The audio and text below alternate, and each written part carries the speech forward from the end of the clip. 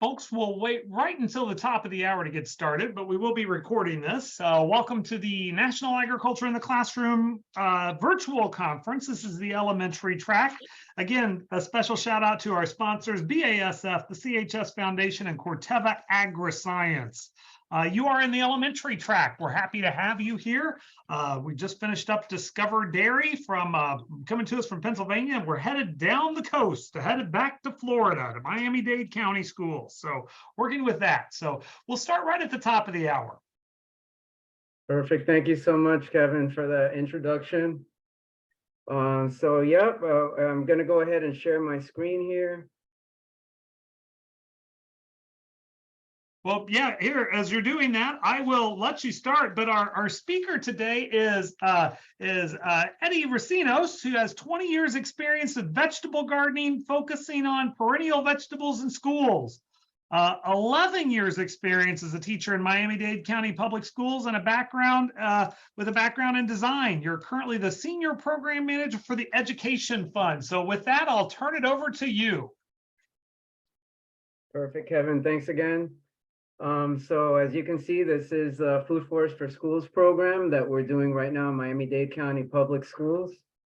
And not sure how many of you all are familiar with Food Forest. So just to get an idea, if you can go ahead and type into that Q&A what comes to mind, or when you try to define a food forest, or in your mind, if you've never heard of one, what you envision when you hear the term food forest. Just to see if we can kind of put a definition here together as a group. Multiple layers of plant growth. Yeah. Yep, I'm seeing yeah, thank you, Kevin. I can actually see them as they come up. So yeah, so far we have multiple layers of plant growth. Does anybody else want to contribute to that definition? Plants, animals providing food for themselves. Thank you, Lisa and Jeremiah.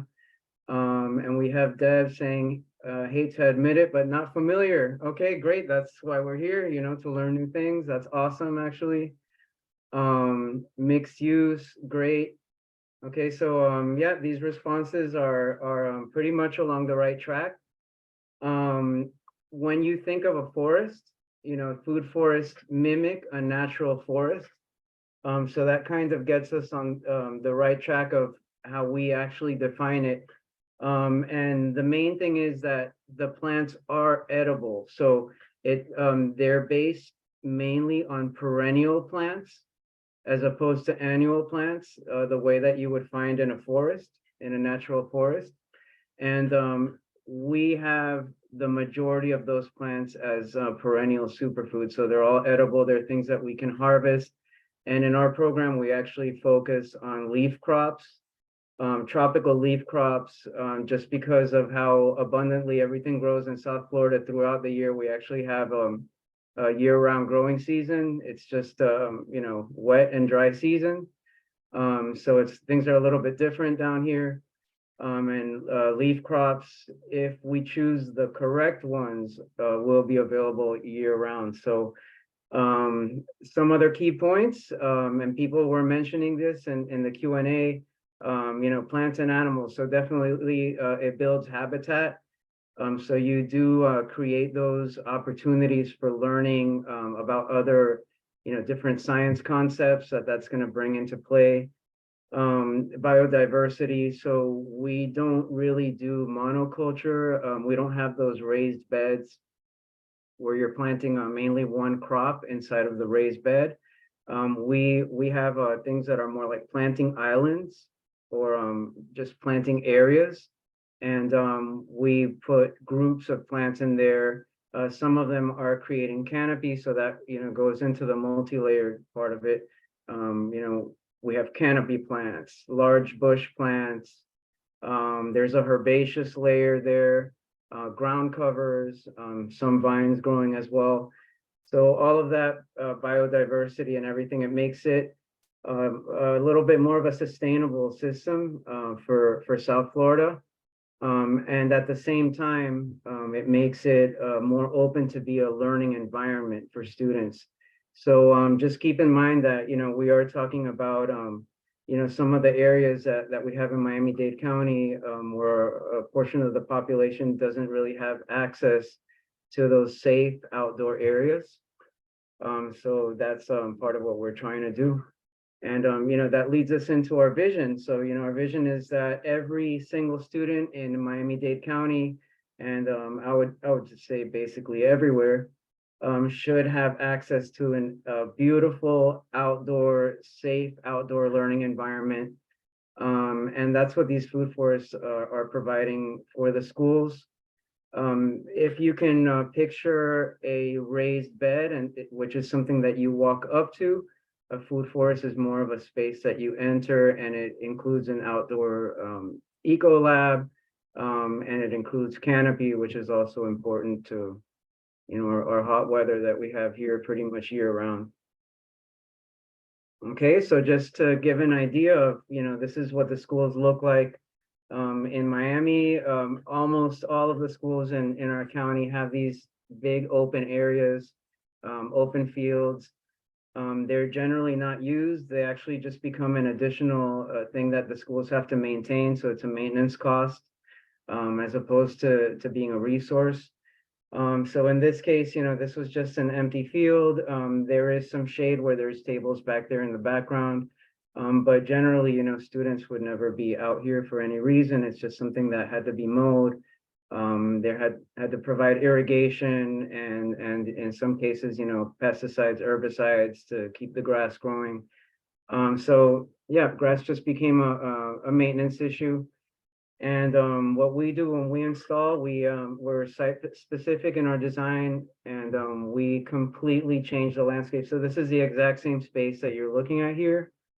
We install gravel pathways, we install raised bed edgers. So those are some, the raised beds that you're seeing there are not boxes, but now they turn into planting islands with the retaining walls. So there's some hardscaping that goes in, and you can see there all the different layers of plant life. So what you're actually looking at there over on the left, those are our banana plants. That's something that's a cornerstone of our food forest, which are the banana circles, where we grow bananas year round here. And we're able to do composting right in the center of those banana circles. All of the clippings and trimmings from the food forest end up right there in the center, from the maintenance that we do. And we don't really, we're fortunate enough when we do composting down here, it's such a humid environment, the tropical environment, we actually have record-breaking speed on how fast things decompose. So we're not really turning compost.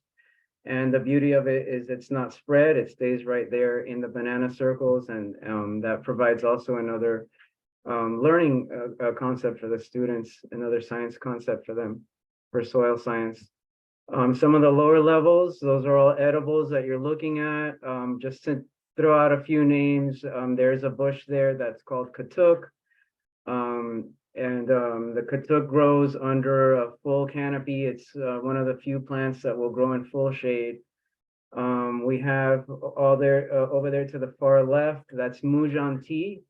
It's from Southeast Asia. It's one of the highest quality teas out there, and it's a kind of citrus vanilla flavor that it has to it. Very high quality tea. And then to the bottom right, that's our Oaxacan verbena. So it's a type of lemon verbena. So they're a mixture of tropical plants that are all adapted to the environment. It's not really what you would typically see in the supermarket. So that's another plus. And just to give you all an idea, so Miami-Dade County is the third largest school system right now. We're serving 71 schools in our network. About almost 30 of those right now have a food forest, and some of the other ones have raised bed gardens. Some, are just in our network and they're attending our workshops. We also emphasize in the food forest the outdoor classrooms. So this is just to cover a little bit about one of the design aspects that we do. We always like to emphasize that our program is about teaching the curriculum. So we're not emphasizing that students are out there farming necessarily or growing food, but that they're actually using the space to do hands-on projects outdoors that are directly connected to the curriculum. And I'll show you a little bit more about how we connect it to the curriculum in a second. So as far as the science, we've created modules for both science, and now we started doing it in math. We had a great opportunity to collaborate with a professor from Elon University, Scott Morrison, and we've created some math modules that we do with the students in the food forest, and also a whole set of science modules for K through 5. So the modules, I'll show you some details about those modules in a minute, the way that we break it down, but basically we're using we really emphasize that we are not writing any extra curriculum. Teachers, as you know, I was 10 years in the classroom, in addition to 10 years doing this. So we're very conscious that teachers already are overflowed with curriculum and with what they have to do in the classroom. So what we do instead is we work with the curriculum department, and we create modules which include lesson plans that already have that are actually teaching the curriculum. So it's just taking the exact same curriculum and activities, but now we're moving them outdoors. It's just a slight shift about the way we go about teaching those activities. And for a lot of teachers, this is a mental leap. I'm sure that the audience here doesn't have any trouble taking students outdoors to do activities. Eddie, quick question, a couple comments about how cool this is, but board approval and administrator buy-in, I'll take it a little bit more than that, and also cost involved. Yep, so actually a little bit about the education fund. So the education fund actually works, we are considered an office of the district. So I'm not necessarily an employee of the district. I'm an employee of the education fund, but we work very closely with our district. So if you were to go and search us, for example, on Google, Miami-Dade County Public Schools, we would be listed as an office on their website. So in that way, we can get through a lot of the red tape. Just in my experience, my tips for getting past red tape for programs that are trying to do this in their district is to not do any permanent, what would be considered a permanent installation. So like we're not pouring cement or doing anything that wouldn't be able to be removed. You can see our raised beds are created with the retaining walls. Each of those blocks can just be removed. Nothing is cemented in place. So that's one of the ways we actually do work around a little bit of the red tape and not having to get any type of clearance for construction, for example. Other than that, the food and nutrition department actually has the procedures for our cafeteria managers to be able to use anything grown on school grounds. So in that way, we have a little bit of advantage that Miami-Dade County Public Schools have been very progressive in that sense in moving those things forward, where we do have those procedures in place, and it does come from the district. So just the fact that we work hand in hand with the district, and that's something that would have to be handled case by case depending on each district that we have here. Hope that answers the question. Yep, perfect. Okay. So yeah, this is an example of our modules. So we break it down to the 5 E's of inquiry. And just to clarify a little bit, we have a team of contractors that goes to the schools. It's 30 food forests currently, so it's a lot of schools to manage. And our team are the ones that we train them to do the modeling for the teachers in the schools. And in the school, we have a lead teacher that helps us to schedule the lessons with the students. So there's a team of teachers that are usually involved. We try to get as many teachers involved as possible. And our team is there about once a week, which is when we implement these modules. And the way that it's broken down is our team works with the first 3 portions of the module. So when we're in the schools, we're outdoors with the students, and we're doing engage, explore, and explain. I'll go over that a little bit more what each of those means if you're not familiar with it. And then the final 2, the elaborate and evaluate, we leave that up to the classroom teacher if they want to take those science and math concepts to another level with their students and you know, do another bigger project that's going to be a little more involved, maybe require a little bit more materials. You know, that's up to the teachers, but we're doing those first 3 portions. Okay. So for example, engage, I'll just go over one of our modules that we have that is about, it's actually a 2nd grade project that I'm going to use for an example. And this one is about physical changes and physical properties and physical changes. So if you can see on the bottom right there, that little whiteboard, that's something that we always encourage to use. We have a very diverse population here in Miami-Dade County, so we're very conscious of students that are learning English. You know, we have students from all over internationally. So we always write everything down. We're making sure to point to those vocabulary terms, to those concepts as we bring them up when we engage. You know, for example, if I'm talking about a leaf, I would have the word leaf. I would, you know, show them a leaf.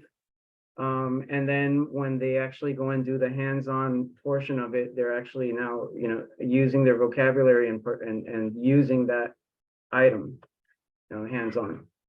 Okay, so for engage, we all get in a circle. This is the way that we do it every single time, and the way we train our contractors.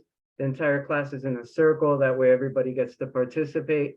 There is no sitting in the back of the classroom. That's what we always say. So we have these big round areas, demonstration areas, inside each of our food forests. And in this case, if we're talking about matter, I would show different examples. Like here, I'm holding up a leaf. You know, is this matter? And we'll have the students recall and see what they can tell us about, you know, what the definition of matter is, right? So I'll show them different examples, a stick, you know, a stem, a stick, and show them that those are all examples of matter, right? And then we're going to talk about, well, how can I change matter? So, and we'll do a little bit of a demonstration for them again. So I'm holding up a leaf now. If you all could help me out with this and just be the students for now. And in the Q&A type, what are some things that I can do to this leaf to create some physical changes to the leaf?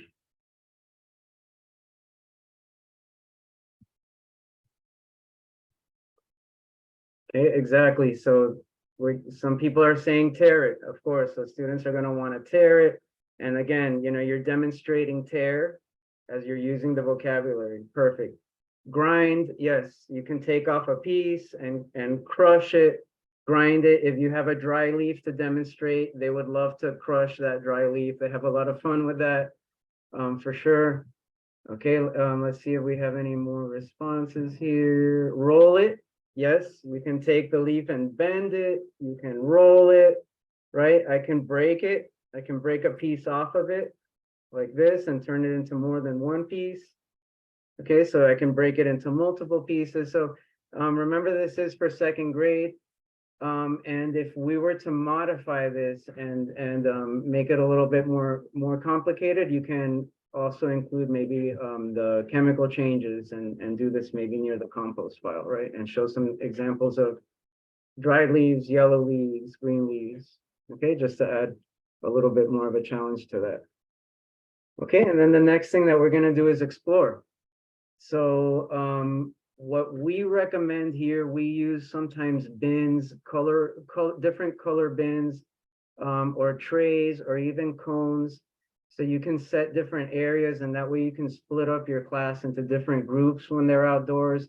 This is just a tip for some outdoor classroom management. If you're going to be doing things in small groups, which a lot of our activities are, we would tell the class, for example, okay, the red team, is going to go to the red tray, yellow team to the yellow tray, or you might have an area that you want them to explore because they're going to be gathering materials now. So in this case, we're going to ask them to gather about 5 different materials, right? Whether it's small rocks, stick, and you always want to set limitations, right? Because they're going to try to grab like the biggest log they can find. So let them know some limitations. They can gather items, or alternatively, have them already prepared in different bins, right? In different areas. So once they've collected their items, they'll have leaves, different leaves, different sticks, some stems, that are maybe more bendable. And they'll, be keeping all those things in mind.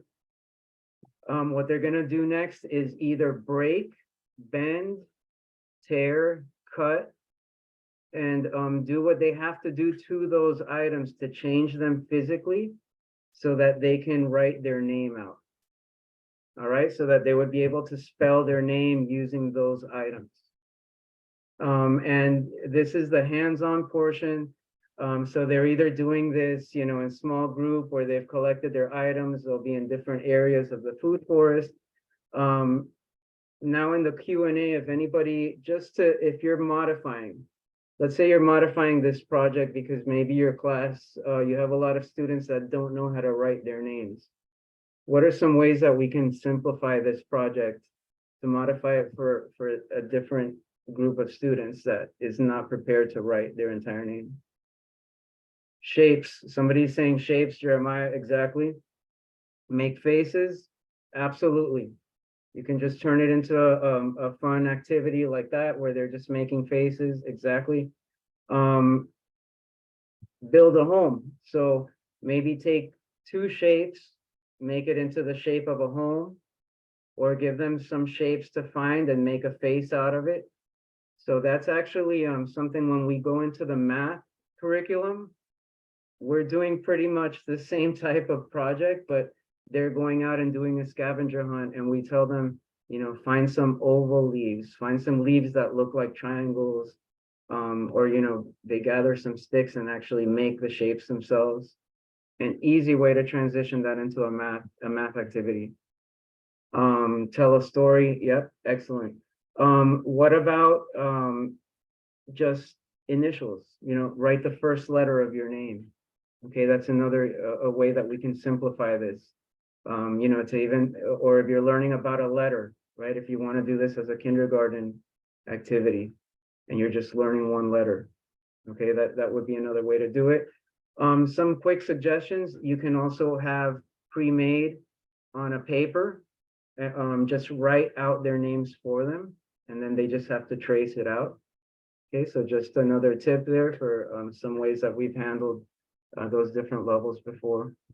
Let's go the other way now and think about what if it's you have a gifted group or a very advanced group, and writing their name is just too simple of a project for them.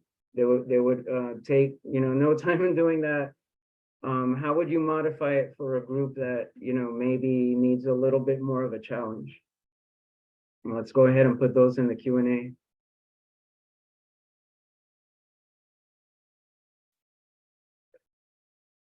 Okay, let's see what we have here. Dissecting the items, possibly. So, yep, and let's try to think of, if we're teaching, about physical change, they're going to still be breaking, bending, rolling, doing all those things. Do their name backwards, upside down, backwards. Absolutely. I've heard somebody say before, write it in cursive. That's definitely a challenge. Looking for stems and vines, right? Maybe like they actually have to tie it together and make a structure, like actually build the letters in a way that it'll stay together. Categorize, yep, classification of the items. So right, once they create their name, you have them categorize, okay, what were the items? Let's see how many different categories of items you use. Let's go and classify, what parts of the plants did you collect maybe, to do it. Awesome. All of those work. Okay, so that's basically the exploration. That's the fun part, right? That's when they're out there, they're hands-on, they're working on their project. You're walking around monitoring your students at that time. And then you gather them back in the circle, to close out the lesson. So one thing to emphasize here in the explaining part, and by the way, what you're looking at here is just one of the where we do the parts of the human body, and they create a model of the human body that way. So yeah, but the explaining, something important to emphasize is that it's not us that's explaining to them. We want the students to now explain the concept back to us. So a great way to do that is by interviewing, walking around. They can each demonstrate their project and explain what they did. Talk about how they actually broke the stick in a certain way to create a letter, or they had to tear the leaf to create the letter C, or they had to bend something in order to make it work. So we want them to now explain using the vocabulary. The reason I'm bringing this up and emphasizing that is because this is a great way to evaluate your students. This will actually allow you to enter a grade in your grade book on something that can maybe be considered subjective, like something as subjective as this. So yeah, that's just a pro tip there from some experiences being an art teacher. Whenever you're not sure about how to evaluate something and how to see if your students are actually understanding, interviewing them on what they did, and then even giving them a chance to correct it, that's an excellent way to go about doing that. Okay. And then the elaborate part. So for this particular project, that's the second grade project, the teachers would go back and actually build a bird's nest. That's what's on our module. If you were to see the full module, the teachers would build a bird's nest. Here you're just seeing some other examples of what they do in a photosynthesis lesson. But they would use some of the same techniques, cutting, weaving this time, maybe tying things together, whatever they have to do, and to find the right materials to do that. With that, you can incorporate all other types of science concepts like stage life cycles, biological life cycles, and the seasons, and all of that can be incorporated. Okay. And let's go to evaluate again. We talked about how we evaluate the students when we don't have a lot of time outdoors, and maybe you're just walking around and observing the students, but we also do have some worksheets that can be used for evaluations that are included in our modules. So if you were to go to our modules, you can just download and print and use these right away. It's turnkey, ready to go. Everything is spelled out right there for you, including the curriculum that it's connected to. Okay. So just some quick stats, or to let you know that we do have a third-party independent evaluator that evaluates everything that we do in our program. We have observed that the students have become more proficient in both math and science. We always like to do this because, especially to get buy-in from administration, this is what we're always showing them. Administrators understand numbers, they understand curriculum, and the importance of focusing on what the teachers are supposed to actually be doing during the class time. Okay, so this is how we justify it, and it's not, playing outdoors, we're actually doing what we're supposed to be doing. Okay, and just some contact info. This is also my partner that wasn't able to join us today. She's the other program manager for the Food Forest for Schools program. So, any questions that you have about, food forests and, maybe implementing them wherever you are, we do give different presentations, in different states, and we have contacts from other states that are implementing currently food forests where they are. Okay. We do have a couple of, well, got a great question about that, but looking for an example of ELA standards in the food forest environment. English language arts. Yep. We don't currently have any of our activities that are connected to language arts at the time. So although those things happen organically, teachers are taking the students out for reading time, for example, which is one of the simplest ways to include it. We do a lot of journaling that is related to that as well. So, and that goes across the board for both math and science. Every single time students are out there, they have a journal where they're, not just doing the activity, but then they're going back and writing in their journal. For example, in that particular activity, they would write a list of the items they collected and what they had to do to each item. So it's, there would be an easy transition from there into language arts, but we have not created any modules specific to language arts. And yeah, I know that that's also a little bit strict with the way that they're teaching language arts in the classroom. So we have more flexibility with the science and math at the time. I would just say from an English language arts perspective, going back to our keynote speaker, time for cranberries, you're not harvesting cranberries there, but use this book and what are we harvesting now? And what does the food forest look like? I mean, I think there's multiple ways that teachers, like you said, from the organically thing could see that as well. A question that I have, appreciate your tropical weather and the growing season. I know some of our listeners are not from 365 days of beautiful weather, except for the rain in the afternoon, that type of thing. How would you see that for more seasonal growing conditions? What would you see there? Right. So I'll give an example for the banana circles. Those are basically just to describe the way that we build them. The center of the banana circle is a pit that's dug out about 6 feet wide. And then it has a berm, which forms a circle around it. So that soil that's dug out of the pit is spread around it as a circle. That system where we compost in the center, that can basically be used for any tree crop. Any crop that requires heavy feeding. Tomatoes can be grown that way, for example. So it doesn't necessarily, some of the systems that we use don't necessarily only work for the tropics. The plants that we have definitely are more tropical. So for example, if, somebody up north were to plant moringa, it, wouldn't, moringa, which is, a tree that the whole canopy is edible, pretty much. It's another leaf crop. It probably wouldn't do well in the winter climate. So the way that some people get around this is by planting fruit trees and things that do survive the winter because they go into dormancy during the winter, and they're would be coming back in the latter part of the year.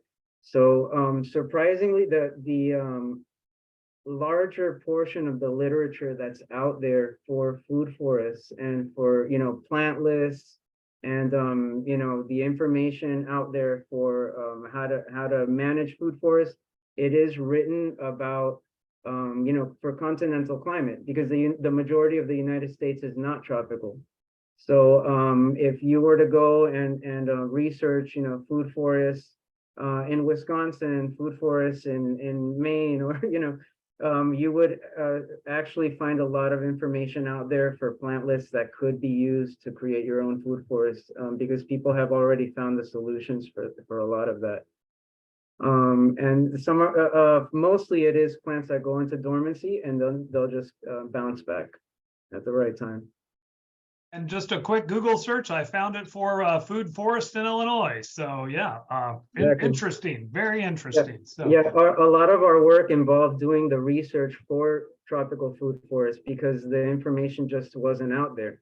So we ended up having to interview, a lot of the people that do that are the farmers here in South Florida that are maybe the Jamaicans, the Dominicans, the Mexicans, Guatemalans, people from all over internationally that use those plants and grew those plants back at home. We had to over time experiment with all of those plants to come up with our plant list. So that information really wasn't available when we first started our food forest. Back over, the first one was maybe 14 years ago. Perfect. There are some people that are chiming in. They're already looking the stuff up. That's great. A couple of people have raised their hands. If you have a question, please use the Q&A and we'll relay that on. So we don't have a way for you to actually ask a question, but we'll take a couple more minutes. But yeah, Food Forest Illinois, there's several of them on there. And I'm sorry, I'm specific to Illinois, so I was looking for that. So Eddie, you might be coming to Illinois. We'll bring you up in December or January. We'll let you experience some winter climate. So I just got back from Knoxville, so I'm ready to go at any time. No problem. Knoxville in the summer. We'll give you Chicago in the winter. We'll change your mind about that. We'll come to Miami and we'll enjoy your food forest in the winter. That's for sure. With that, we'll see a couple of other people chiming in, thanking you for your presentation. I don't know why you didn't the cool picture at the beginning, but this girl providing the watering, that's a wonderful picture. What do you good question here? What would the minimum square footage? What would you suggest the minimum square footage be for something like this? Yeah, so we don't want to discourage people from just getting started, and the best that's why I was emphasizing those banana circle systems. Because it really is kind of like a complete system in and of itself. It's the cornerstone of our food forest. So if you really have minimal resources and supplies, that's something that you can get, kick off right away. And you already have something going where you can plant that at different layers inside of that banana circle. You can already have your trees, shrubs, ground covers all growing together, as you saw in that first picture. And then you have that compost going in the center. So it's anything that you're clipping from the banana circle goes right back in the center. The students see the complete energy cycle. And that's, something that we could recommend as a start. As far as the size of the area, for us, we have really large food forests, not so large for some of the farmers out there. But for us, large was just about a 1/4 acre. For some of our food forests, up to a 1/2 acre. But that's just for our flagships. We have some that are maybe 2,500 square feet, so 50 by 50 is more on the smaller end of the space that you would require for that.